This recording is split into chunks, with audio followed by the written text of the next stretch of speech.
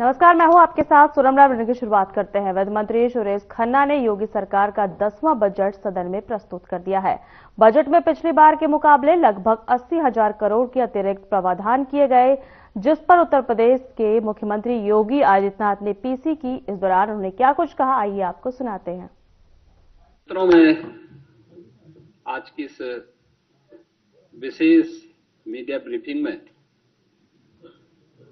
आप सभी का मैं स्वागत करता हूं।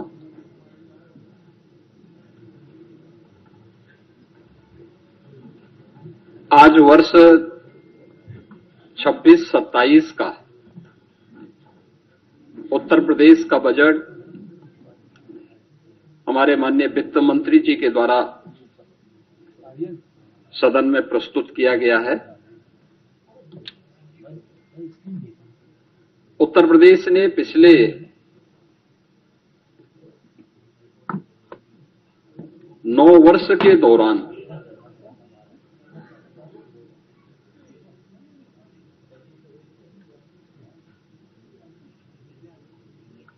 अपना परसेप्शन बदलने में जो सफलता प्राप्त की है,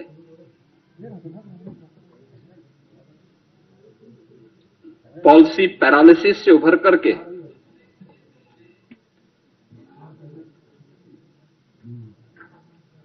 परसेप्शन को बदलकर अनलिमिटेड पोटेंशियल के स्टेट के रूप में यूपी को प्रस्तुत किया है।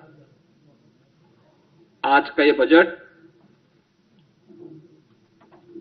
उन्हीं भावों का प्रतिनिधित्व भी करता है। आपने देखा होगा कि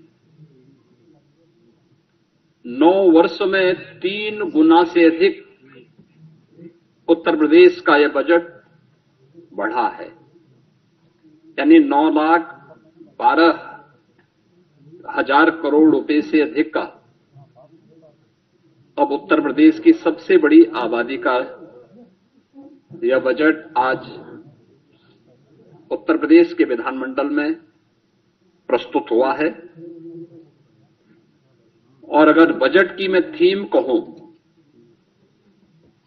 तो यह सुरक्षित नारी, सक्षम युवा, खुशहाल किसान और रात को काम, तकनीकी निवेश से समृद्ध होता उत्तर प्रदेश के लिए समर्पित यह बजट 9 वर्ष के नवनिर्माण की एक नई गाथा को देशवासियों के सामने प्रस्तुत करता है।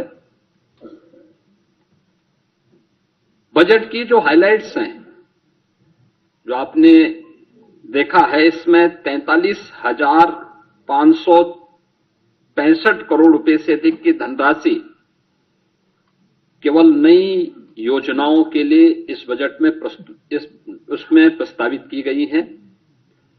दूसरा, 2 लाख करोड़ रुपए से अधिक की राशि कैपिटल एक्सपेंडिचर के लिए है, यानी ये परिसंपत्तियों के नवनिर्माण में, इंफ्रास्ट्रक्चर के डेवलपमेंट में और इकोनॉमी की यानी अर्थव्यवस्था को सुदृढ़ीकरण करने में इसकी बड़ी भूमिका होती है। और यहीं से रोजगार का सृजन भी होता है। ये रोजगार सृजन में भी एक बड़ी भूमिका का निर्वहन करता है। ये बजट का मुख्य हाइलाइट्स है। आपने इस चीज को बजट में देखा होगा। बजट भाषण जब वित्त मंत्री जी पढ़ रहे थे तो उस समय भी आपने इस बात को गौर किया होगा कि बजट में जो हमारी एफआरबीएम की सीमा है, यानी पिछले 9 वर्ष में ये हमारी सरकार का 10वां बजट है और पहली बार हुआ है जब किसी मुख्यमंत्री को 10वां बजट प्रस्तुत करने का अवसर प्राप्त हुआ है यूपी जैसे राज्य में। इससे पहले कभी नहीं हुआ। दूसरा है कि इन 9 वर्षों में एक भी टैक्स नहीं लगाया गया। तीसरा है, यूपी के अंदर जो भी कर चोरी थी, लीकेजेस थे, इन सबको रोक करके कुशल वित्तीय प्रबंधन के माध्यम से बेमारू राज्य से उत्तर प्रदेश को भारत की अर्थव्यवस्था का एक ब्रेक थ्रू के रूप में प्रस्तुत करते हुए रेवेन्यू सरप्लस स्टेट के रूप में प्रस्तुत करने में सफलता प्राप्त हुई है। 2017 में जिस राज्य में ऋणग्रस्तता थी और वह उसकी 30% से अधिक थी, उसे घटा करके हम लोगों ने अगले ही 2-3 वर्षों के अंदर 27% में लाने में सफलता प्राप्त की थी। लेकिन 3 वर्ष का जो कोविड कालखंड था, इसके कारण यह सीमा बढ़ी थी। हम इसे फिर से 27% में लाने में सफल हुए हैं और हमारा इस वित्तीय वर्ष में यह लक्ष्य है कि हम इसको 23% तक लेके आ जाएं। यानी जो रिजर्व बैंक ने तय किया है कि किसी भी राज्य की जो कुल जीएसडीपी होगी उसकी 30% से अधिक ऋण उस पर नहीं होना चाहिए। उत्तर प्रदेश देश के उन राज्यों में है जिस राज्य के पास जो भी एफआरबीएम की सीमा तय की गई है उसके अधीन उत्तर प्रदेश ने अपने वित्तीय प्रबंधन को रखा है और उत्तर प्रदेश की ऋणग्रस्तता उसी के अधीन उत्तर प्रदेश के अंदर देखने को मिल रही है। ये हमारा कुशल वित्तीय अनुशासन भी है। बिना अतिरिक्त टैक्स लगाए हुए उत्तर प्रदेश के अंदर वेलफेयर की स्कीम को, इंफ्रास्ट्रक्चर की स्कीम को और प्रत्येक सेक्टर में नई ऊंचाइयों को प्राप्त करते हुए विकास के नित नए सोपान को स्थापित करते हुए आज उत्तर प्रदेश जिस दिशा में आगे बढ़ा है, अपनी अर्थव्यवस्था को मजबूत किया है, उसके बल पर उत्तर प्रदेश आज देश की टॉप 3 इकोनॉमी में एक है। देश की जो टॉप 3 इकोनॉमी है उनमें से उत्तर प्रदेश की एक है। हम लोगों ने उत्तर प्रदेश जैसे राज्य को, हमने देखा होगा कि उत्तर प्रदेश में अब अनएम्प्लॉयमेंट जो रेट है इसको हम 2.24% तक के नीचे लेके आने में सफल हुए हैं। यह स्थिति 2017 के पहले यह लगभग 17 से 19% तक था। आज इसको हम नीचे करने में सफल हुए हैं। जॉब लेड ग्रोथ को लेकर के हम लोगों ने इस पूरे बजट की जो हमारी सोच है, युवाओं के प्रति समर्पित भाव के साथ जो भी ग्रोथ हो वह उनके एम्प्लॉयमेंट को लेकर के भी हो और युवाओं के एम्प्लॉयमेंट पर विशेष रूप से ध्यान देते हुए एमएसएमई, स्टार्टअप, ओडीओपी और स्थानीय उद्यमियों को विकसित करते हुए बृहद निवेश की नई योजना के साथ उत्तर प्रदेश को इन्वेस्टमेंट डेस्टिनेशन के साथ एम्प्लॉयमेंट जनरेटर के रूप में भी एक बड़ी भूमिका के साथ आगे बढ़ाने का तय। और इसके लिए आपने बजट में इन चीजों को देखा होगा, कैसे उत्तर प्रदेश ने अब उस दिशा में कार्य करना प्रारंभ किया। इमर्जिंग टेक्नोलॉजी को लेकर के आज जो बड़ी घोषणाएं हुई हैं, उन बड़ी घोषणाओं में जो बहुत महत्वपूर्ण सेक्टर है कि उत्तर प्रदेश सरकार जहां पे चल रहा है, आपने देखा होगा उत्तर प्रदेश राज्य में हमेशा इस बात को देखने को मिलता था कि अलग अलग विभाग अलग अलग समय में अलग अलग डाटा प्रस्तुत करते थे। हमारी सरकार ने तय किया है कि हम यूपी के अंदर एक स्टेट डाटा अथॉरिटी का गठन करेंगे। स्टेट डाटा अथॉरिटी या उत्तर प्रदेश के अंदर रियल टाइम डाटा और उसकी रियल टाइम मॉनिटरिंग के साथ साथ उसके लिए भविष्य की योजनाओं को आगे बढ़ाने में भी एक बड़ी भूमिका का निर्वहन करेगा। बजट की जो हाइलाइट्स हैं उनमें से ये भी है। दूसरा, इमर्जिंग टेक्नोलॉजी के लिए आर्टिफिशियल इंटेलिजेंस या अन्य सेक्टर में कार्य करने के लिए डाटा सेंटर क्लस्टर की स्थापना, यह भी बजट में इसका प्रावधान, इसके लिए भी धनराशि की व्यवस्था की गई है। मेडटेक और डीपटेक के लिए EI मिशन की घोषणा, यह भी इस बजट के अंदर है, जिससे युवाओं के लिए स्किल युवा को अधिक से अधिक जॉब हम उपलब्ध करवा सकें, इसके लिए उनकी स्किलिंग की प्लानिंग भी इस बजट में, उसका महिला उद्यमी उत्पाद और विपणन केंद्र के रूप में उसे विकसित करना, सी मार्ट के रूप में लोकल स्तर पर SHGs के माध्यम से उन महिलाओं को प्रोत्साहित करने के लिए एक बड़ी घोषणा ये भी है, जिसमें स्थानीय स्तर की महिलाएं SHGs के माध्यम से जो अपना लोकल गांव में, शहरी क्षेत्र में अपना प्रोडक्ट बनाती हैं, महिला स्वयंसेवी समूहों को प्रोत्साहित करने के लिए स्कीम एक महत्वपूर्ण भूमिका का निर्वहन करेगा। City economic zone SCR, Kashi Mirzapur economic zone, Prayagraj Chitrakoot economic zone, Kanpur Jhansi economic zone, ये क्लस्टर डेवलप करने की एक नई कार्रवाई को आगे बढ़ाने के लिए भी बजट में प्रावधान किया गया है। और ईज ऑफ डूइंग बिजनेस के बाद जन विश्वास सिद्धांत, देखिए बहुत महत्वपूर्ण बात है यह जन विश्वास सिद्धांत, ईज ऑफ डूइंग बिजनेस। हम 17 में जब आए थे, यूपी का ईज ऑफ डूइंग बिजनेस में जो रैंकिंग थी वह लगभग 13-14 पे रैंकिंग थी हमारी। हम लोगों ने पहले 3 वर्ष के अंदर इसको नंबर 2 पर लाने में सफलता प्राप्त की। फिर यूपी ने चीफ अचीवर स्टेट के रूप में अपने आप को स्थापित किया। अब हम जन विश्वास सिद्धांत के रूप में निवेश करने वाले निवेशक को सिंगल विंडो सचमुच दिखाई दे, इसके लिए उन सभी चीजों में रिलैक्स करना, रजिस्ट्रेशन, लाइसेंसिंग आदि की कार्रवाई को अधिक सरल और सहज बनाने के लिए हमें इस दिशा में आगे कार्य कर, इस दिशा में इसको अब लागू करने की दिशा में यूपी आगे बढ़ा है। प्रदेश में डिजिटल एंटरप्रेन्योरशिप योजना, इस स्कीम को भी यूपी ने आगे बढ़ाने की दिशा में इस बजट में इस पर कार्य किया है। लेकिन इन सभी पर हमें सफलता तब मिली है जब प्रदेश के अंदर उस प्रकार के वातावरण को बनाने में हमें सफलता प्राप्त हुई। खासतौर पर उसके लिए प्रयास किए गए रूल ऑफ लॉ, यही रियल ग्रोथ है, यही उसकी गारंटी है। यानी rule of law real growth की गारंटी है।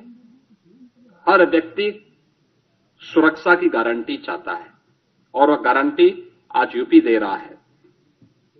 सुरक्षा है, स्मार्ट पुलिसिंग है और त्वरित न्याय व्यवस्था, यह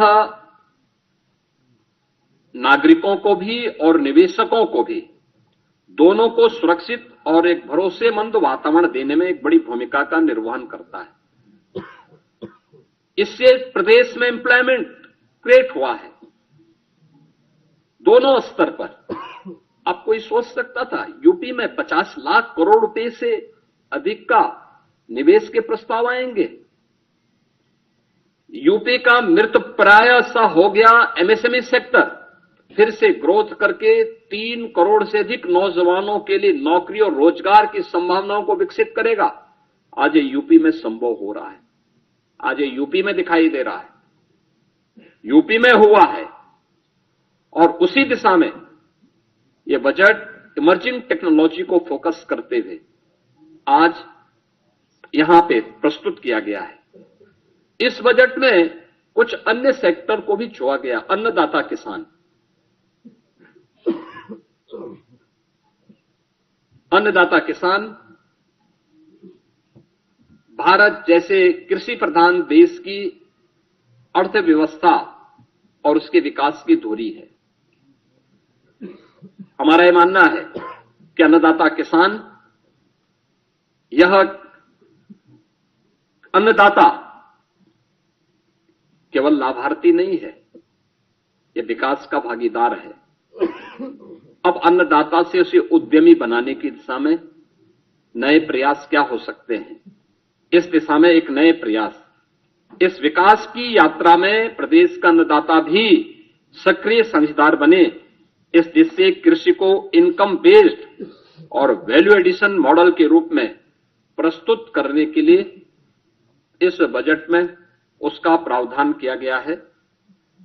इसके अलावा कृषि विभाग में डीजल पंप सेट को, जो भी प्रदेश के अंदर आपने देखा होगा, हम लोगों ने सिंचाई की क्षमता का विस्तार किया है। 40 लाख के आसपास ट्यूबवेल ऐसे थे जिनमें से 16 लाख ट्यूबवेल जिनका इलेक्ट्रिफिकेशन पहले से था, हमने उन्हें फ्री बिजली की व्यवस्था की। लेकिन 23 लाख ट्यूबवेल्स ऐसे थे जो डीजल से संचालित हो रहे हैं, उन्हें फेज वाइज सोलर के साथ जोड़ने की एक बड़ी स्कीम के लिए हम लोगों ने इस बजट में घोषणा की है। ये सोलर पैनल क्लस्टर रूप में भी और इंडिविजुअल रूप में भी हम उसको आगे बढ़ाएंगे। पीएम कुसुम योजना का लाभ भी उसके साथ जोड़ेंगे और इसके तहत एक बड़ी स्कीम की घोषणा इस बजट में हुई है, जिसमें अनुसूचित जाति, जनजाति, महिला और लघु सीमांत किसानों को 90% अनुदान और अन्य किसानों के लिए 80% किसान इसमें सब्सिडी की घोषणा हम लोगों ने की है। दूसरा है अंतर्राष्ट्रीय महिला किसान वर्ष 26 के तहत नाबार्ड ने किसान के साथ एफपीओज हेतु भी एक रिवॉल्विंग फंड की व्यवस्था, यानी जो एफपीओज संचालित करते हैं उन एफपीओज के लिए भी उन्हें अतिरिक्त सुविधा और उसको फैसिलिटेट किया जा सके, इस दिशा से भी सरकार ने बजट में घोषणा की है। गन्ना के साथ ही तिलहनी और दलहनी अंतः फसली खेती, यानी अब तक होता क्या, हम एक फसल लेते थे एक समय में, गन्ना के साथ कोई दूसरी फसल नहीं ले पाते थे। इसके साथ भी उस दलहनी और तिलहनी फसलों को बोया जा सकता है, दोनों का लाभ होगा। लेकिन इससे पहले कुछ प्रगतिशील किसानों को हम लोगों ने प्रोत्साहित किया, लेकिन इस बजट में हम लोगों ने इसके लिए अच्छा प्रावधान किया है और यूपी के किसानों का जो प्रोडक्ट है वह एक्सपोर्ट हो सके, इसके लिए एग्री एक्सपोर्ट हब्स के रूप में हम लोगों ने नोएडा इंटरनेशनल एयरपोर्ट को विकसित करने की कार्रवाई आगे की है। इसमें उत्तर प्रदेश में कृषि और बागवानी उत्पादों की जो क्वालिटी है और उसका प्रोडक्शन है, इस दिशा में भी सरकार ने इस बजट में उसका प्रावधान किया है। वर्ल्ड बैंक के साथ हम लोग मिलकर के UP agrees platform, UP agrees के कार्यक्रम को आगे बढ़ा रहे हैं। हम लोगों ने इसके विस्तार की व्यवस्था भी की है और इसको एआई टूल्स के साथ जोड़ने की, यानी आर्टिफिशियल इंटेलिजेंस का उपयोग यहां पे कैसे हम कर सकते हैं, इसके बारे में भी एक बड़ी घोषणा इसमें की गई है। विश्व की सबसे बड़ी अन्न भंडारण योजना, इसमें उत्तर प्रदेश में इस बार हम लोगों ने बजट में 2 लाख मीट्रिक टन अतिरिक्त खाद्यान्न भंडारण की क्षमता विकसित करने का टारगेट भी तय किया है। यानी स्टॉक, यहां पे प्रदेश के अंदर वेयर हाउसिंग का निर्माण हो, बड़े बड़े गोदाम बने, इसके लिए विशेष सब्सिडी की व्यवस्था, इसके लिए हमारी पहले से पॉलिसी है। उस पॉलिसी के दायरे में जो भी निवेश करना चाहेगा उसको हम प्रोत्साहित करेंगे और ये इस भी स्कीम हम लोगों ने दी है। इसके अलावा पशुओं को बीमा सुरक्षा देने के उद्देश्य से मुख्यमंत्री जोखिम प्रबंधन और पशुधन बीमा योजना में भी हम लोगों ने एक प्रावधान किया है, जिसमें 85% तक जो प्रीमियम होगी वह सरकार देगी और सरकार ने उसके लिए व्यवस्था की है। प्रदेश में मछुआरों को बेहतर मूल्य दिलाने के लिए state of art wholesale fish मंडी और फिश प्रोसेसिंग सेंटर के लिए भी धनराशि की व्यवस्था स्टेट में की है। लैंड ऑफ स्टेट में यूपी की प्रगति इस दिशा में देश के अंदर अग्रणी राज्यों में है और इस दिशा में उस जो कार्य करने की संभावनाएं हैं, इसमें वर्ल्ड फिशरीज प्रोजेक्ट सेंटर की स्थापना का भी एक बड़े कार्यक्रम को हम आगे बढ़ा रहे हैं, जिसको एक सेंटर ऑफ एक्सीलेंस के रूप में विकसित करने की कार्रवाई को भी व्यवस्था की है।